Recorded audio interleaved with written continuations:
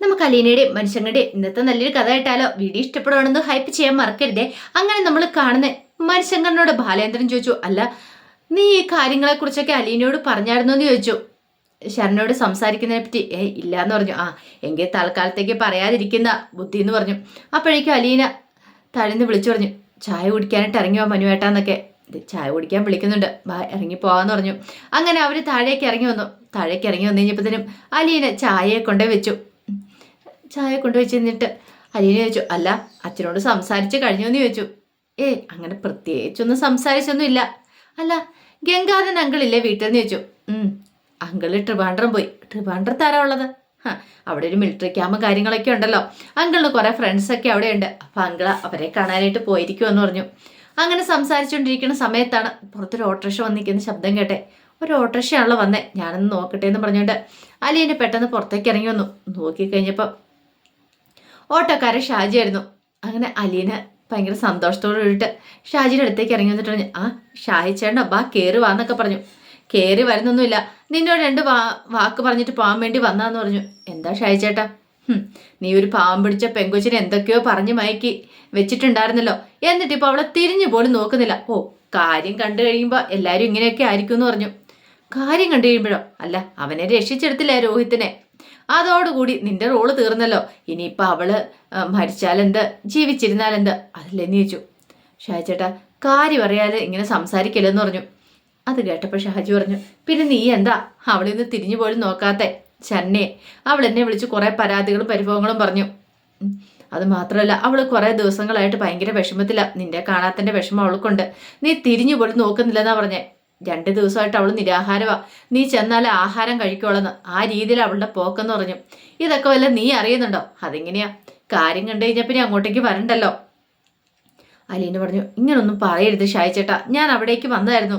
പക്ഷെ ആ വീട്ടുകാരെന്നെ കാണാൻ സമ്മതിച്ചില്ല. അതെന്താ ഷാജി ചേട്ടൻ മനസ്സിലാക്കാത്തെ എന്നും പറഞ്ഞുകൊണ്ട് പിന്നെ വരാതിരിക്കുവാണോ ചെയ്യണ്ടേ? അങ്ങനെയാണെങ്കിൽ ഒരു കാര്യം ചെയ്യ, നിനക്ക് വരണമെന്നുണ്ടെങ്കിൽ നീ ഇപ്പം തന്നെ വാ, എൻ്റെ ഓട്ടോറിക്ഷ കയറാൻ പറഞ്ഞു. അയ്യോ അതെങ്ങനെ ശരിയായി ഷാജി ചേട്ടാ, ഞാനൊരു വീട്ടിൽ നിൽക്കുമല്ലേ. അപ്പോൾ ഇവിടുത്തെ കാര്യങ്ങളൊക്കെ നോക്കി ഇവരോടൊക്കെ അനുമതി ചോദിച്ചിട്ടുണ്ട് വരാനായിട്ട്. എടുത്തു ചാടി വരാൻ പറ്റുമെന്ന് ചോദിച്ചു. ഇതാ പറഞ്ഞേ നീ വരില്ലാന്ന് എന്നും പറഞ്ഞുകൊണ്ട് ഓട്ടോക്കാരൻ ഷാജി പോയി ഓട്ടോയിലേക്ക് കയറി. ഇത്രയ്ക്കൊക്കെ ഉള്ളൂ. അതെ ഞങ്ങളൊക്കെ പാവങ്ങളാണ്, നിങ്ങളെപ്പോലെയുള്ള ആൾക്കാരൊന്നുമല്ല. ഞങ്ങൾക്ക് ഒരേ ഒരു വഴിയുള്ളൂ, നേരെ വാ നേരെ പോകുന്നുള്ള സ്വഭാവക്കാരാണ് ഞങ്ങൾ. അല്ലാതെ ഇങ്ങനെ വളഞ്ഞ വഴിയെ കൂടെ ഒന്നും ഞങ്ങൾ സഞ്ചരിക്കില്ല. ഇനി കൂടുതലായിട്ടൊന്നും പറയാനില്ല എനിക്ക് നിന്നോടൊന്നും പറഞ്ഞിട്ട് ഓട്ടോക്കാരൻ ഷാജി ഓട്ടോ എടുത്തങ്ങോട്ട് പോകുമ്പോഴത്തേനും അലീനയ്ക്ക് വല്ലാത്തൊരു സങ്കടമായി പോയി. എന്ത് ചെയ്യണമെന്ന് അറിയുണ്ടായിരുന്നില്ല. പിന്നീട് അലീന അകത്തേക്ക് കയറി ചെല്ലുമ്പോഴത്തേനും ബാലേന്ദ്രൻ ചോദിച്ചു, ആരായിരുന്നു മോളെ? അത് ഓട്ടോക്കാരൻ ഷാജി ചേട്ടനായിരുന്നു പറഞ്ഞു. അയാൾ എന്തിനാ വന്നേ? അത് പിന്നെ എന്നെ കണ്ട് സംസാരിക്കാൻ വേണ്ടി വന്ന. നിന്നെ കണ്ട് സംസാരിക്കണം? എന്ത് സംസാരിക്കാനായിട്ട് എന്ന് ബാലേന്ദ്രൻ ചോദിച്ചു. അത് ശരണ്യയെക്കുറിച്ച് പറയാൻ വേണ്ടി വന്ന. ശരണ്യയെക്കുറിച്ചോ? അതെ, ഞാൻ ശരണ്യയുടെ വീട്ടിലേക്ക് പിന്നെ പോയില്ലല്ലോ. ശരണ്യ ആകെപ്പാടെ വല്ലാത്ത ടെൻഷനിലാന്ന്. ആഹാരം പോലും കഴിക്കുന്നില്ലെന്ന് പറഞ്ഞ് എന്നെ കാണണമെന്ന് പറഞ്ഞ് വാശി പിടിക്കുവാന്ന്. അത് കേട്ടപ്പോൾ ബാലേന്ദ്രൻ പറഞ്ഞു, അത് കൊള്ളാലോ.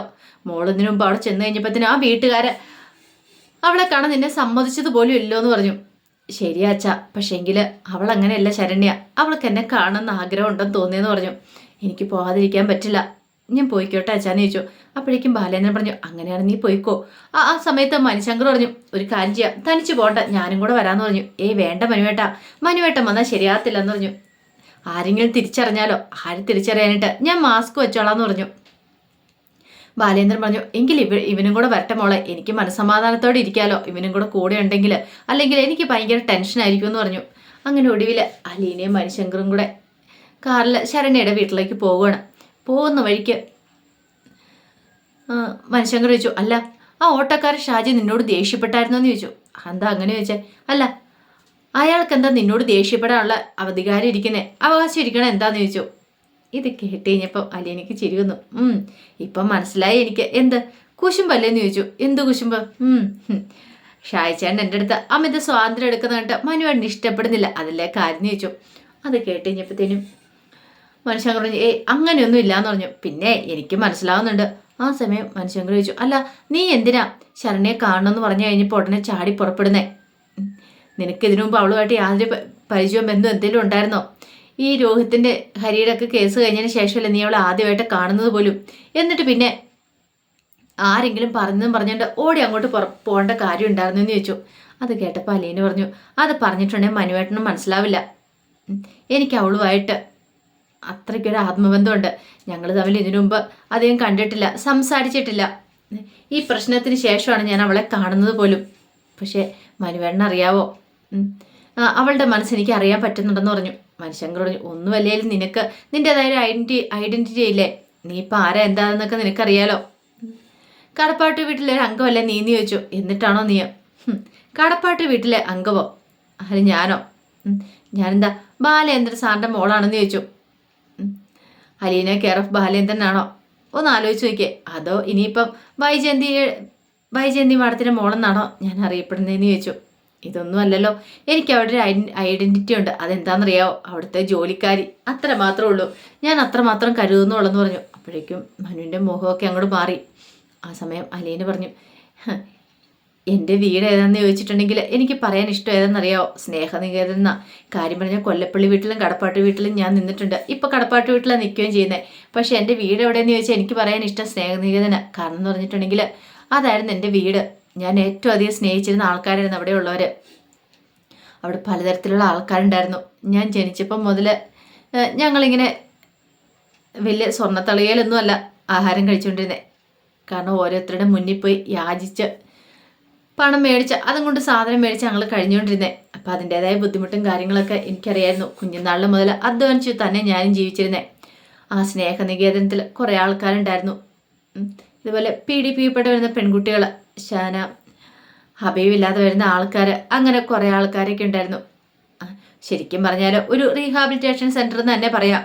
അപ്പം അങ്ങനെ ഒരു സെറ്റപ്പിലായിരുന്നു സ്നേഹനികേതനം മുന്നോട്ട് പോയിക്കൊണ്ടിരിക്കുന്നത്. അവിടെ വരുന്ന ഓരോ ആൾക്കാർക്കും ആശ്വാസം പകർന്ന് അവരൊരു പുതു ജീവിതത്തിലേക്ക് കൊണ്ടുവരാനായിട്ട് എന്നെക്കൊണ്ട് സാധിച്ചിട്ടുണ്ട്.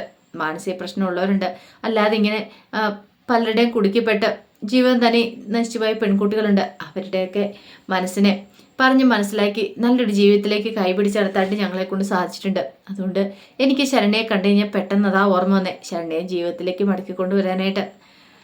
അതുകൊണ്ടാ പറ്റിയെന്നൊക്കെ പറഞ്ഞു. അത് കേട്ട് കഴിഞ്ഞപ്പോഴത്തേനും മനുശങ്കർ പറഞ്ഞു, ഞാൻ ശരിക്കും പറഞ്ഞിട്ടുണ്ടെങ്കിൽ നിന്നോടൊരു കാര്യം പറയണമെന്ന് ഓർത്തിരിക്കുമായിരുന്നു. എന്ത്? അല്ല, രോഹിത്തിനെ നീ ഇറക്കാൻ വേണ്ടിയിട്ട് ശരണ്യോട് സംസാരിച്ച് കാണുമല്ലോ. അപ്പോഴേക്കും അലീന ചോദിച്ചു, അങ്ങനെ സംസാരിച്ചെന്ന് മനുവേട്ടന് തോന്നുന്നുണ്ടോ? ഇനിയിപ്പോൾ ഇല്ലെങ്കിൽ പോലും എൻ്റെ വീട്ടുകാരൊക്കെ വിചാരിച്ചുകൊണ്ടിരിക്കുന്ന അങ്ങനെയാ. അതുകൊണ്ട് ഹരിക്ക് വേണ്ടിയിട്ട് നിന്നോട് സംസാരിക്കണം എന്നൊക്കെ എൻ്റെ വീട്ടുകാരെന്നോട് പറഞ്ഞു. എന്നിട്ട് മനുവേട്ടൻ എന്നോട് ഇതുവരെയായിട്ടും പറഞ്ഞില്ലല്ലോ. ഞാൻ എങ്ങനെ പറയാനാ? നീ ഒന്ന് ആലോചിച്ച് നോക്കി. എന്നെ അങ്കിള് വിലക്ക് ഇത് പറയരുന്ന്, നിന്റെ ഉള്ള വിലയും കൂടെ ഇല്ലാതാവുന്നു. എനിക്കും തോന്നി അത് ശരിയാന്ന്, അതുകൊണ്ടാണ് ഞാൻ പറയാതിരുന്നതെന്ന് പറഞ്ഞു. അത് കേട്ടപ്പോൾ അലീന പറഞ്ഞു, ശരിയാ, മനുവേട്ടൻ അങ്ങനെ ഒരിക്കലും പറയാനും ചോദിക്കാനും പാടില്ല. കാരണം രോഹിത്തിനെ പോലെയല്ല ഹരി, അവൻ തെറ്റ് ചെയ്തിട്ടുണ്ടെങ്കിൽ അവന് ശിക്ഷ കിട്ടിയേ മതിയാവുള്ളൂ. അവൻ അത്രയ്ക്ക് ക്രൂരനാ. ഇനിയിപ്പോൾ അവന് ശിക്ഷ കിട്ടി തൂക്കുകയറി കിട്ടിയാൽ പോലും എനിക്ക് അതിനകത്തൊരു വേദന തോന്നുന്നില്ല. അവൻ മരിക്കേണ്ടവൻ തന്നെയാന്നൊക്കെ പറയാണ്. അത് കേട്ടപ്പോൾ മനുഷ്യങ്ങളുടെ വല്ലാത്തൊരു ബുദ്ധിമുട്ടുണ്ടായി. സ്വന്തം അനുജനെ കുറിച്ചാണ് പറയണേ. പക്ഷെ അലീനെ വിട്ടുകൊടുക്കാൻ ഉദ്ദേശിച്ചിട്ടുണ്ടായിരുന്നില്ല. അങ്ങനെ ഒടുവിൽ അവർ ശരണ്യയുടെ വീടിൻ്റെ അവിടെ എത്തുകയാണ്. ആ സമയത്ത് മനുഷ്യങ്ങൾ വെച്ച്, ഇവിടെയാണോ വീട്? ഇവിടുന്ന് കുറച്ച് ദൂരം അങ്ങ് നടക്കണം, വണ്ടി ഇവിടെ ഇട്ടിട്ട് നമുക്ക് നടക്കാമെന്ന് പറഞ്ഞു. അങ്ങനെ അവർ രണ്ടുപേരും കൂടെ ശരണ്യയുടെ വീടിനെ ലക്ഷ്യമാക്കി നീങ്ങുവാണ്. അങ്ങനെ അവർ വീട്ടിലെത്തി കഴിഞ്ഞപ്പോഴത്തേനും ശരണ്യയുടെ അച്ഛനും കൂടെ ഇറങ്ങി വന്നു. പിന്നീട് അലീനയോട് പറഞ്ഞു, ബാബോളെ കയറി വരാനൊക്കെ പറഞ്ഞു. ആ സമയത്ത് അലീന വെച്ച്, ശരണ്യ എന്തിയെ? മുറിയിലുണ്ട്, 2 ദിവസമായിട്ട് അവൾ ആഹാരം പോലും കഴിക്കുന്നില്ല എന്ന് പറഞ്ഞു. അത് കേട്ടിഞ്ഞപ്പോൾ അലീന പറഞ്ഞു, ഞാൻ ഇങ്ങോട്ടേക്ക് വരണമെന്ന് ഓർത്തിരുന്ന, പക്ഷേ എങ്കിൽ നിങ്ങളെ ഓർത്തിട്ടാ. കഴിഞ്ഞ പ്രാവശ്യം വന്നു കഴിഞ്ഞപ്പോൾ എന്നെ കാണാൻ പോലും സമ്മതിച്ചില്ലല്ലോ, അതുകൊണ്ടാണ് വരാതിരുന്നതെന്ന് പറഞ്ഞു. അല്ല, ഈ കൂടെയുള്ള ആരാന്ന് ചോദിച്ചു. എന്നെ ഇവിടെ കൊണ്ടുവിടാൻ വന്നാന്ന് പറഞ്ഞു. കൂടുതലൊന്നും അവർ ചോദിച്ചില്ല, കാരണം മനുശങ്കർ മാസ്ക് ഒക്കെ എടുത്ത് മുഖത്ത് വെച്ചിട്ടുണ്ടായിരുന്നല്ലോ. ആ സമയത്ത് ശരണ്യയുടെ അമ്മ ലത അങ്ങോട്ട് വന്നു. ലതയോട് പറഞ്ഞു, അതെ അലീന വന്ന് കാണാൻ വന്നിട്ടുണ്ട് ശരണ്യനെന്ന് പറഞ്ഞു. അത് കേട്ട് കഴിഞ്ഞപ്പോഴത്തേനും ലത പറഞ്ഞു, മോള് വാ, കയറി വാ, അവളോടൊന്ന് കണ്ട് സംസാരിക്കുക. അവൾക്കിപ്പം മോളെ മാത്രമേ വിശ്വാസമുള്ളൂ, ഞങ്ങൾ ആരും പറഞ്ഞിട്ടൊന്നും അവൾ കേൾക്കുന്നില്ല എന്ന് പറഞ്ഞു. ഈ സമയത്ത് അലീന പറഞ്ഞു, നിങ്ങൾ അവളെ വേദനിപ്പിക്കാൻ മറ്റോ ചെയ്തോ? ഞങ്ങൾ എന്ത് പറഞ്ഞ് വേദനിപ്പിക്കാനായിട്ടാ? ഓരോരുത്തരും ഇങ്ങനെ വരും, സമുദായക്കാരും അവരും ഇവരൊക്കെ വന്ന് ഇങ്ങനെ ഓരോ കുറ്റപ്പെടുത്തലുകളൊക്കെ നടത്തും.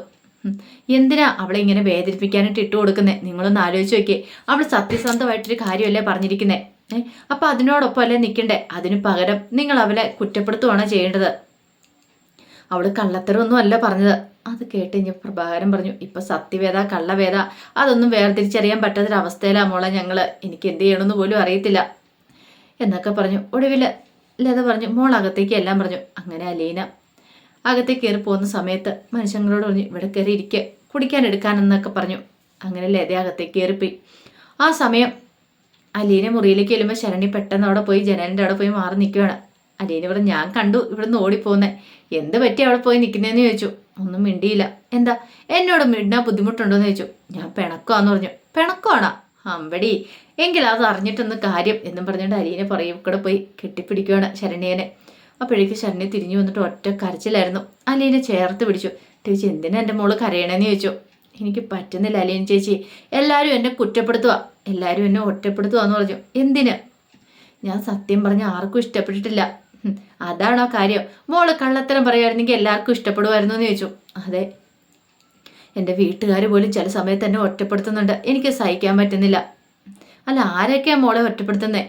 ഇവിടെ വരുന്ന സമുദായത്തിലെ ആൾക്കാർ, രാഷ്ട്രീയ നേതാക്കന്മാർ, അവരൊക്കെ പറയണത് ഞാൻ അങ്ങനെ പറയാൻ പാടില്ലായിരുന്ന, സത്യങ്ങൾ കോടതി വിളിച്ചു പറയാൻ പാടില്ലായിരുന്നു മോളെ. അവരങ്ങനെ പറയുന്ന മോളുടെ നന്മയെ കരുതിയിട്ടൊന്നുമല്ല, അവർക്കൊരു ലക്ഷ്യമുണ്ട്. അവർ പലതും ഉന്നം വെച്ചിട്ട് അങ്ങനെയൊക്കെ പറയുന്നത്, അവർക്ക് രാഷ്ട്രീയം മുതലെടുപ്പ് എടുക്കണം, പിന്നെ അതുപോലെ തന്നെ അവർക്ക് ഇലക്ഷനിൽ വോട്ട് വേണം, അങ്ങനെ കുറേ കാര്യങ്ങളൊക്കെ ഉണ്ട്. അതിന് വേണ്ടിയിട്ട് അവരിങ്ങനെയൊക്കെ പറയുകയും പ്രവർത്തിക്കുകയും ചെയ്തുകൊണ്ടിരിക്കുന്നത്. മോൾ അത് കേട്ടിട്ട് അവരുടെ വാക്ക് വിശ്വസിച്ച് ഒരിക്കലും അവരോടൊപ്പം പോകരുത്. മോൾക്ക് മോളുടേതായ ഒരു തീരുമാനമുണ്ട്, അറിയാലോ. നമ്മളെപ്പോഴും സത്യത്തിൻ്റെ ഭാഗത്ത് മാത്രമേ നിൽക്കാൻ പാടുള്ളൂ, അല്ലാതെ അനീതിയുടെ ഭാഗത്ത് നിൽക്കാൻ പാടില്ല എന്ന് പറഞ്ഞു. തെറ്റ് ചെയ്തിട്ടുണ്ടെങ്കിൽ ശിക്ഷ കിട്ടണം, ഇല്ലെങ്കിൽ ഒരു കാരണവശാലും ശിക്ഷ കിട്ടാൻ പാടില്ലെന്നൊക്കെ പറഞ്ഞിങ്ങനെ ശരണ്യ എന്നെ ചേർത്ത് പിടിക്കുകയാണ്. അപ്പോൾ അതിൻ്റെ വിശേഷങ്ങളൊക്കെയാണ് കാണുന്നത്. ഇതിൻ്റെ ബാക്കി കഥയുമായിട്ട് വൈകുന്നേരത്തെ പ്രമോയി വരാട്ടോ. ഒരിക്കൽ കൂടി എല്ലാവർക്കും ശുഭദിനം നേർന്നുകൊണ്ട് നിർത്തുന്നു. നന്ദി.